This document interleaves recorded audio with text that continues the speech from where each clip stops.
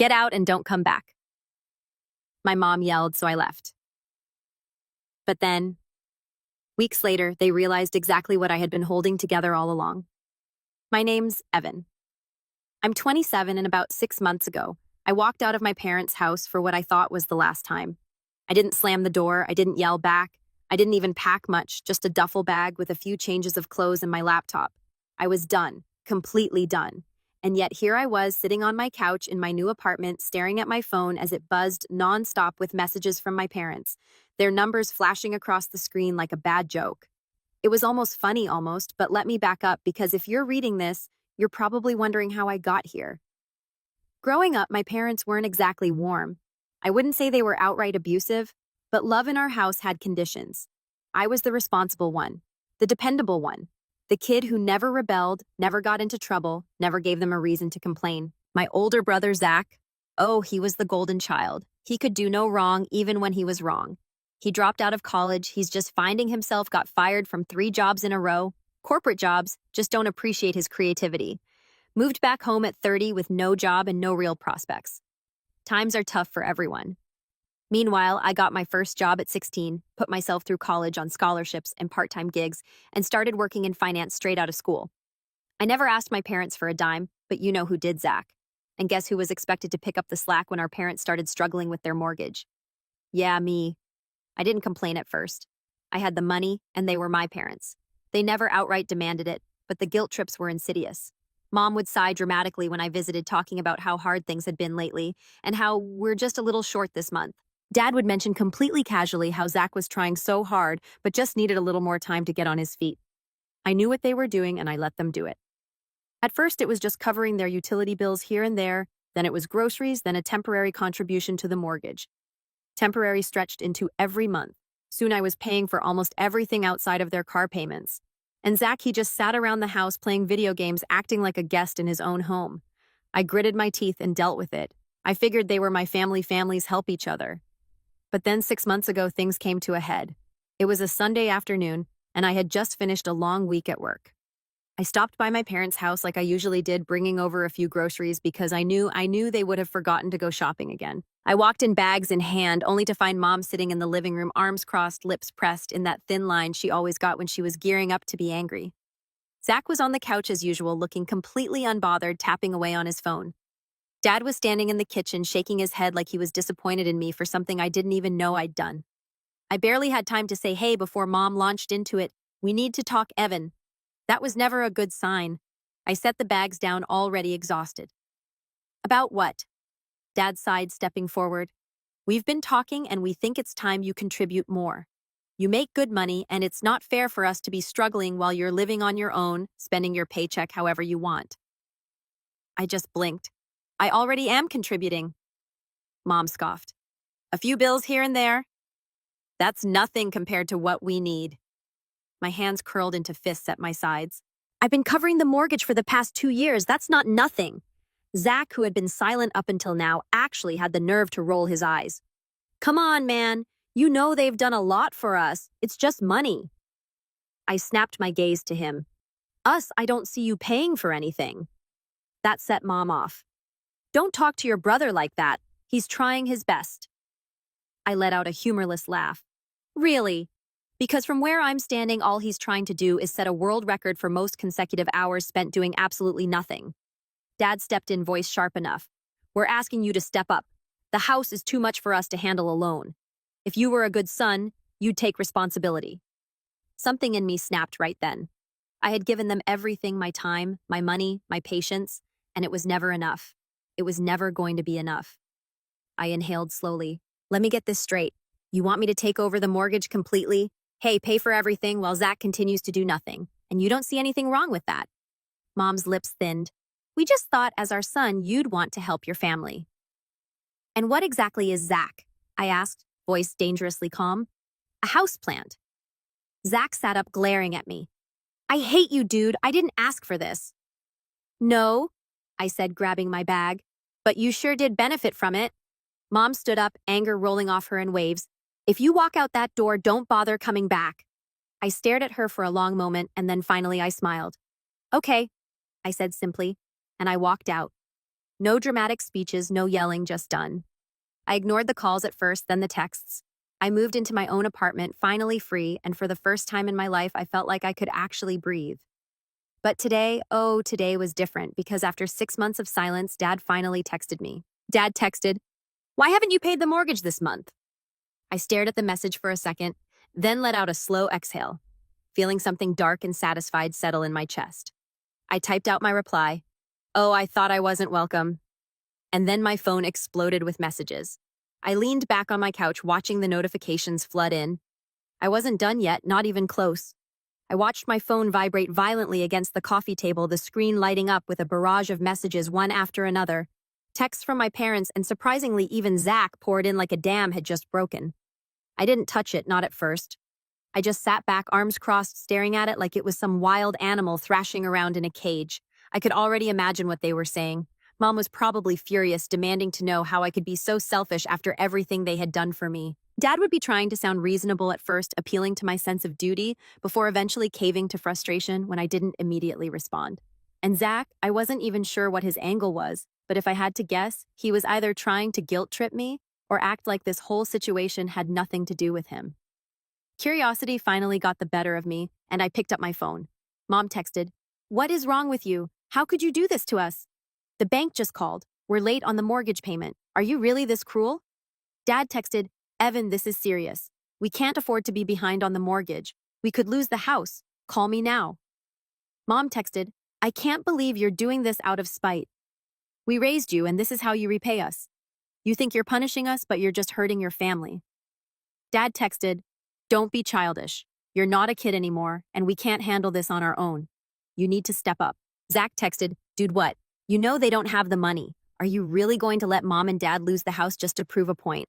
There it was, the guilt trip, right on schedule. I could have responded right away, but I didn't. Instead, I leaned back and let them stew, let the panic settle in, let them start realizing maybe for the first time that I wasn't their safety net anymore. After about 20 minutes, my phone buzzed again, a call from Dad. I let it go to voicemail. Then a call from Mom, straight to voicemail. Another text from Zach. Zach texted, "Answer your phone. This isn't funny." I smiled to myself. Funny, that's exactly what I found it to be. Because for years I had been pouring money into that house like a fool. No questions asked, no complaints. And yet the second I stopped, everything fell apart. So what had they been doing all this time? Did they even try to prepare for this? I decided to respond, but I wasn't going to waste time arguing. I replied, "Not my problem." It took exactly 10 seconds for Mom to call again. This time I picked up. The second I answered, she was already screaming. "How dare you?" she shrieked. "You can't just abandon your family like this, Evan. You know we need your help. We trusted you." I kept my voice calm. "Oh, like how you trusted me to just keep paying for everything while Zach does nothing all day." "Don't talk about your brother like that," she snapped. "He's going through a rough time. You have no idea how hard it is for him." I laughed, actually laughed. "A rough time? Mom, Zach's been going through a rough time for 10 years. You know who else had a rough time? Me, while I was working hard to keep a roof over your heads." She sucked in a breath, but I wasn't done. "You told me not to come back," I continued.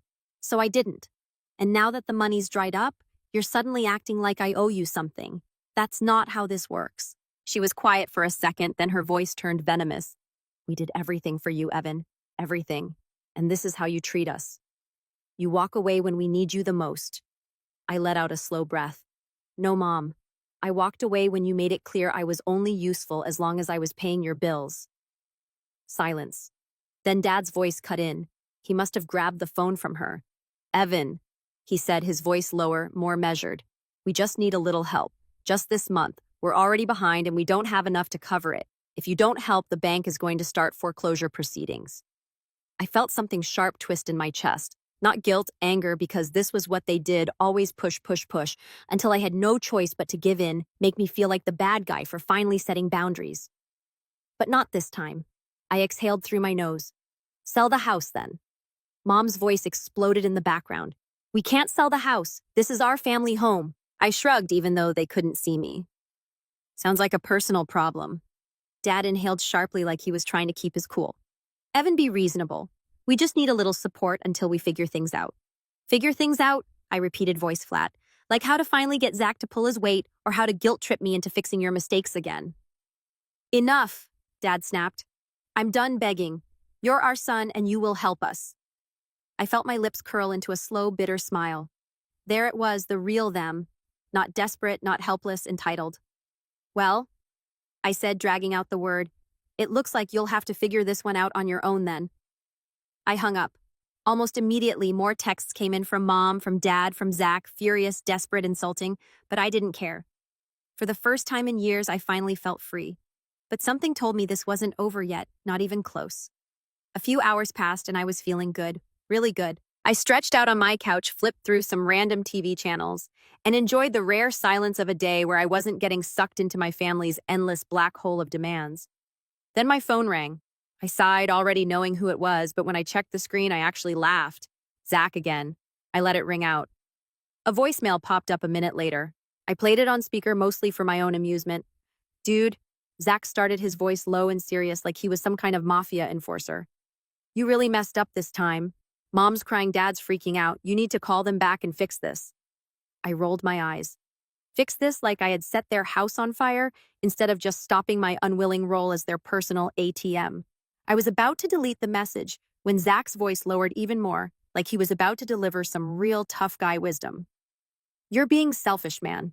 You think you're proving some big point, but all you're doing is destroying our family. I swear if you don't pay the mortgage, I'll... Click. I deleted the voicemail before he could finish. Zach had always been full of empty threats. What was he going to do? Yell at me harder, beg for money aggressively? Before I could even put my phone down, another text came in, this time from Dad. You don't seem to understand the gravity of the situation. This isn't just about us. If we lose the house, you won't have anywhere to come back to either. I laughed. Come back. Did they think I was going to come crawling back if they just let this go long enough? I tapped out a response. I seemed to be doing just fine without it. That must have struck a nerve because 2 seconds later my phone exploded with a call from Mom. Against my better judgment, I picked up. I hope you're happy, Evan, she screeched. No hello, no build-up, just straight to emotional terrorism. The called again. We have days before they take her home. How could you do this to us? I held back a yawn. You mean the home I apparently had no right to exist in anymore, that one. Don't you dare mock me, young man. Oh, I dare, I said lazily. I really, really dare. She let out a furious noise somewhere between a gasp and a growl. I continued, my voice syrupy sweet. Mom, let's recap. A few weeks ago, you told me I was ungrateful and that I should leave and never come back. So I left and never came back. And now you're mad at me for doing exactly what you said. That's not the point. Oh, I think it is. You don't understand, she seethed. This house means everything to us. It's the house you grew up in, and yet the second I stopped paying for it, it's about to collapse like a house of cards. Wild, huh? Silence, I smirked. Say while we're at it, I got to ask what exactly was the plan here. You knew for years that I was covering the mortgage, so what was the grand strategy if something happened to me? Or did you just assume I'd keep slaving away forever? Silence. I let out a fake gasp. Oh no, you didn't actually think that far ahead, did you? Mom inhaled sharply like she was about to go on another tirade, but I cut her off. You know, I've been thinking... I said, maybe it's time for Zach to step up. I mean, he does live there rent-free. Seems only fair, right? Mom actually had the audacity to laugh like I had just said the funniest joke she'd ever heard. Zach, she scoffed. Oh, Evan, don't be ridiculous. Zach isn't built for that kind of responsibility. Interesting, I mused. So what you're saying is that I, your other son, was just expected to do it because I was built for responsibility. You were always the responsible one, she sniffed. You always knew how to take care of things. Unlike Zach, you actually... I cut her off with a chuckle, a cold, sharp one. Got it, I said. So I was punished for being responsible, and Zach was rewarded for being a leech. Thanks for finally saying it out loud. Evan, stop being dramatic. Oh, you haven't seen dramatic yet, I said cheerfully. Tell you what, since I'm in such a good mood, I'll make you an offer. There was a beat of hesitation. What kind of offer? I'll call the bank, I said. Right now. Mom inhaled sharply like she was about to cry with relief. You will? I grinned. Yeah, I'll call them and ask how long you've actually been behind on payments. Because let's be real, there's no way this problem started the moment I stopped paying. Silence. Dead silence. I leaned back in my chair, enjoying the moment. Oh, you didn't think I'd figure that out, I teased. You've probably been missing payments for months, haven't you? But you figured as long as I kept covering for you, you'd be fine. Mom's breathing grew shaky. Evan, I wonder what else I'll find out. I mused. Maybe how much of my money actually went to the mortgage and how much of it just disappeared. No, Evan, listen. Oops, got to go, I said cheerfully. You know how it is, so many calls to make. And then I hung up. I could already imagine the chaos on the other end, mom panicking, dad pacing, Zach sitting there like a useless lump, wondering if this was the part where he finally had to be a functional adult. But this was only the beginning, because now I was really mad. The moment I hung up, my phone started blowing up again, calls, texts, voicemails. It was almost comical. One second, they were kicking me out like I was some useless extra in their perfect little family, and the next, they were desperately trying to reel me back in. Too bad for them I wasn't biting. Instead, I leaned back and scrolled through my banking app, checking old transfers I had made to them over the years, thousands and thousands of dollars, all sent like clockwork. But here's the thing. If the mortgage was barely being paid, now what had they been doing with all that money before? That question buzzed in my mind as I finally made a call not to them but to the bank. It took a few minutes to get through, but when I finally spoke to someone, I explained the situation in my best concerned and responsible adult voice. Hi, I used to handle my parents' mortgage payments, but I recently stopped. I just wanted to check the status of their account. The rep asked me a few questions, then put me on hold, and when she came back, the answer nearly made me laugh out loud. Sir, it looks like the account has been delinked. Went for nearly 8 months. 8 months. I ran a hand through my hair, suppressing a whistle. Wow, so you're saying that even while I was sending them money, they weren't paying? Another pause. It appears so, yes. Now that was gold. I ended the call, a grin stretching across my face. Oh, they were done, but I wasn't done yet. I took a deep breath, then for the first time since all this started, I actually called Zach back. The phone barely rang before he picked up. Evan, finally. Dude, you need to fix this. Hey, quick question, I interrupted. Where do you think all the money I sent went? Silence. I pressed on. The bank says they haven't received a full mortgage payment in nearly 8 months. So where did it go, Zach?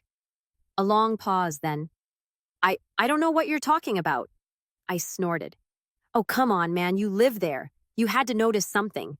Mom and Dad suddenly buying more stuff, taking trips. Where did the money go? He spluttered. Why does that matter? The point is, I cut in, they've been lying. They've been letting me pay while they pocketed the rest, and now they're only freaking out because they finally ran out of my money. Another silence. Then suddenly Zach let out a frustrated breath. You don't get it, Evan. They're our parents. They needed help. Oh, trust me, I said, my voice dripping with sarcasm. I got that memo loud and clear. In fact, I got it on repeat every month for years. You're being cruel, Zach shot back. You're letting them suffer. No, Zach, I'm letting them face the consequences of their own stupidity. I could practically hear his jaw clenching, but before he could try another guilt trip, I hit him with the real kicker. You know, I was actually going to feel bad about all this, I said, but after learning they were lying to me for almost a year, they can figure this out without me. You're making a mistake, Zach growled. I smirked. Yeah, we'll see. And I hung up. I barely had time to toss my phone on the couch before the next call came in. Mom, of course. I let it ring. Then another call, then another, and then a text. Mom texted, "We need to talk right now." I smirked and typed back, "Oh, now I'm part of the family again. That's cute." Almost instantly, Mom texted, "Stop this. You're ruining everything." I cracked my knuckles, grinning. Ruining everything. No, I was just getting started. I sat back on the couch staring at my phone. The messages from Mom and Dad were still coming through, each one more desperate than the last. My phone buzzed again, this time with a text from Dad. Dad texted, "I can't believe you're doing this after everything we've done for you. You're going to let us lose the house. What kind of son are you?" I scoffed and shook my head. Everything they've done for me. If I had $1 for every time they manipulated me with that line, I could have paid off their mortgage myself. It was the same tired guilt trip tactic they always used, but not this time. I wasn't falling for it anymore. I opened my messages and fired back, typing each word with deliberate calmness. I replied, "Funny, I was just thinking the same thing. You both keep asking what kind of son I am, but it seems like I'm the only one who's actually been paying attention. I'm not the one who failed to pay the bills. I'm not the one who ignored the problem for months. Maybe it's time you both learn to deal with your own messes. My thumb hovered over the screen. I almost hit send immediately, but instead I took a deep breath. I wasn't going to make this easy for them. This wasn't just about the mortgage anymore. It was about finally taking control back. I hit send. A few seconds later, Dad called. I picked up on the third ring, trying to keep my voice steady. Evan, this isn't you. We raised you better than this. You know we've always been there for you. Really? Because the only thing I remember is you always being there for your own convenience. I couldn't stop myself. The bitterness I had buried for years was finally spilling out. I've been covering your debts for so long I can't even count how many times I saved your asses. But every time I needed you, you were either too busy or too wrapped up in your own mess to even care. And now you want to call me ungrateful? There was a long pause on the other end. I could almost feel him scrambling for the right words.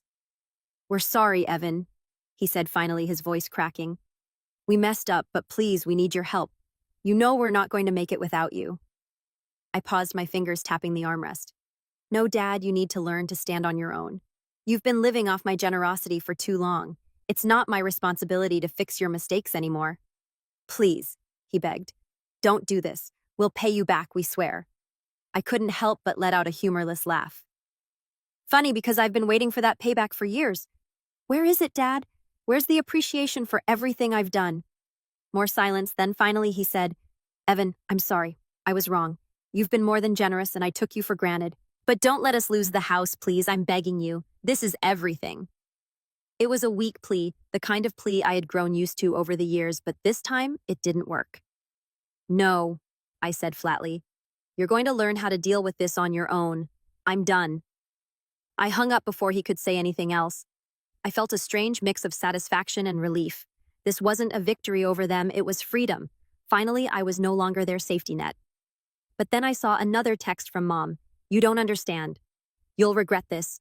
You'll see how far this will go. We need you, Evan. Don't let this ruin everything. I almost snorted. She still didn't get it. They both still thought I was just a tool to be used until it was convenient for them. I fired back another text without hesitation. You've had enough time. I'm done bailing you out. Deal with the mess you made. I'm not your fall guy anymore. Then I turned my phone off. It felt like an emotional weight had been lifted, but at the same time, I couldn't shake the feeling that this was just the beginning. So here I am, asking you all for your opinion. Did I go too far? Should I have tried to find another way to resolve this, or did I finally do the right thing by cutting them off and forcing them to face the consequences of their actions? I really want to know what you think. Let me know.